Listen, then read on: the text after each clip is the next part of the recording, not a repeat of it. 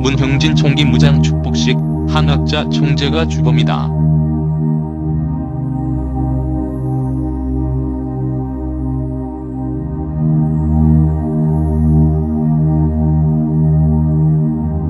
세계를 충격에 빠뜨린 승철이 문형진의 총기 무장 축복식에 대해 가정연합의 공식 입장이 발표되었다. 내용은 한마디로 가정연합과 무관하다는 것이다. 과연 그런가? 과연 문형진은 가정연합과 관계없는 인물이며 승철이 축복식에 동참한 이들은 가정연합과 관계가 없는 사람들인가? 문형진은 가정연합을 이끌고 있는 한학자 총재의 막내 아들이다. 그리고 세계평화통일가정연합 세계회장과 천주평화연합 UPF의 세계의장을 지낸 인물이다. 가정연합은 2008년부터 2012년 말 기간 동안 그가 문선명 총재의 후계자임을 공식화하고 기회가 있을 때마다 대내외 언론에 알리고자 노력했었다. 심지어 모든 가정연합 공직자들은 문형진 후계자에게 영원토록 충성을 바친다는 충성민세를 서약하게 하는 행사도 진행되었었다.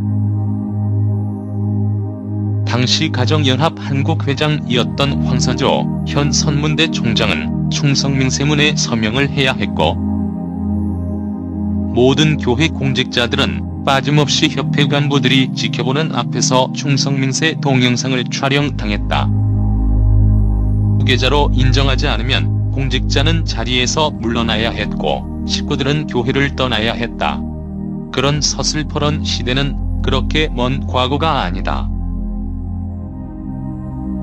계시록 12장 5절에 나오는 철장으로 만국을 다스릴 남자에서 철장을 AR-15 자동소총으로 원리 해석할 수 있는 이상한 능력의 소유자는 어떻게 가정연합 세계회장 자리에 오를 수 있었는가?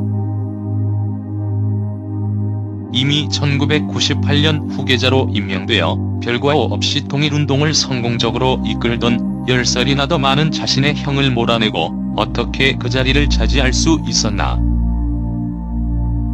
지금도 인터넷 어딘가에 올려져 있는 소위 이단자 폭파자 침실 동영상은 무수히 많은 증거들 중에 하나이다.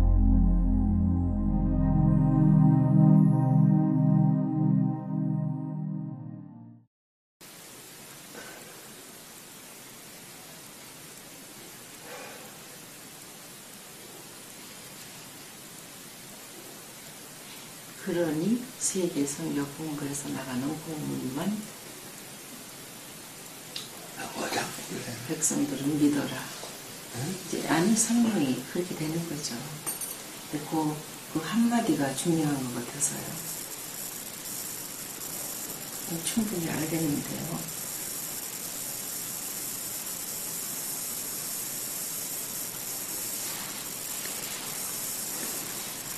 성교본부를 인정을 안 하니까 그 이름을 좀 살려주시죠. 이들이 뭐야, 형진이 번보단 문형진인데. 네. 아니 근데 지금 현실이 그래서 아이고 참. 뭐라고? 엄마의. 아니죠. 제가 쓰면 아버지가 한 가닥으로 나가야죠. 언제나. 그러니까 아버지 이름으로 나가야죠. 뭐라고? 세계선교본부의 공문만 믿어라. 요 말이에요. 딴 거 아니고. 그러니까 이게 세계선교본부를 이제 축소해서 세계선교본부에서 나가는 공문만 유효하다. 문선명 이러시라고요. 형진이 이름 세워주는 것도 아니고 그냥 아버지 이름으로 세계선교본부에서 나가는 공문만 백성들은 인정해라 그거예요. 예, 그렇게 간단하게 좀 써주세요. 한마디. 한학자 총재는 날짜도 제대로 인식 못할 정도로 연로한 문선명 총재에게 형진이 얼굴 한번 세워달라고 하면서 대신자, 상속자 선포문을 받아냈다. 문선명 총재가 성화했을 때 그는 막내 아들임에도 불구하고 장례를 주관하는 성화위원장을 맡았다. 문 총재의 성화까지 그는 가정연합이 인정하는 공식적 후계자였다. 한 총재의 절대적인 지지와 막후의 도움이 능력과 경험, 그 어느 것 하나 검증된 것이 없는 그가 만인지상의 후계자가 된 이유이다. 그러다가 갑자기 한 총재에 의해 해임되었다. 왜 해임되었는지, 귀책 사유가 무엇인지 지금까지 그 어떤 공식적인 발표도 없었다.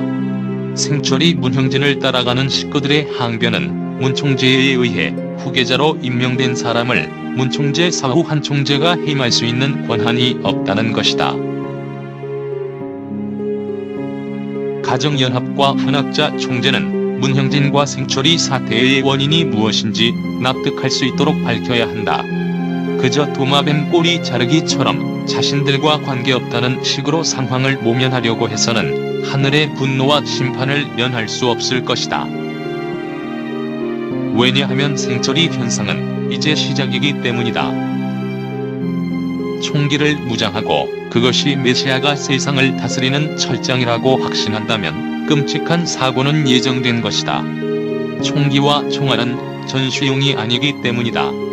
악으로부터 자신들의 자유와 안전, 천일국을 지킨다는 명분은 어떤 식으로든 해석과 적용이 될 수 있다. 분노로 가득 찬 광신적 종교 집단이 자동소총으로 무장한다면 그 결과는 불을 보듯 뻔한 것이다. 늦었지만 지금이라도 한학자 총재는 진실을 밝혀야 한다. 그리고 진심 어린 참회와 사죄를 해야 한다. 왜냐하면 문형진은 한학자 총재가 만든 프랑켄슈타인 괴물이기 때문이다. 그러니까 천일국에서 만약에 집에 왔는데 자기 부인이 딴 남자랑 섹스하고 있다, 둘 쏘면 돼. 둘 쏘면 돼. 지금과 같은 결과를 보더라도 그는 처음부터 후계자 자리에 가서는 안 되는 인물이었다. 그는 후계자감은 아니었지만 처음부터 프랑켄슈타인이었던 것은 아니다. 그가 괴물이 된 것은 그에게 오르지 못할 잘못된 야심을 심어줬기 때문이다. 그 야심을 심어준 이는 한 총재이다. 그렇기 때문에 문형진의 공격 목표는 일관되게 한 총재로 정조준되어 있다. 그는 자신을 낳아준 어머니인 한 총재를 향해 바빌론의 음녀, 레즈비언과 같은 입에 담지 못할 저주를 퍼붓는 동영상 설교를 지속적으로 유튜브에 올려왔다.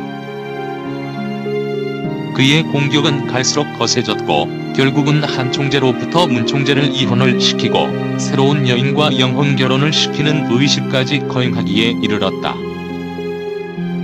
과연 문형진은 여기에서 만족하고 멈출까? 지금 와서 멈추기에는 그는 너무 젊고 그의 야망에는 브레이크 페달이 없어 보인다. 그를 멈출 사람은 그를 낳고 프랑켄슈타인으로 만든 한학자 총재이다. 결코 한학자 총재는 그 누구를 구원할 수 있는 독생녀, 우주의 어머니가 될 수 없다. 세상 누구도 프랑켄슈타인의 어머니를 그렇게 영광스러운 이름으로 부르지 않는다. 한 총재는 어머니로서 자식의 영혼과 인생을 망친 실수에 대해서 진심 어린 반성과 회개 그리고 사죄를 해야 한다.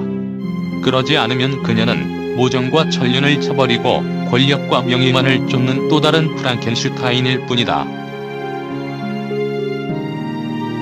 자신의 아들과 손주들 수백 명의 축복가정들이 망가져가는 모습을 보면서 자신을 독생녀, 우주의 어머니라고 뻔뻔히 주장한다면 괴물이 아닌가. 그러나 이번 사태에서 통일교 구성원 그 누구도 책임으로부터 자유로울 수 없다. 문제의 원인을 분명히 파악하고 치유와 회복을 위한 행동으로 나서야 한다. 멸망의 문턱에서 침묵은 악의 편이다.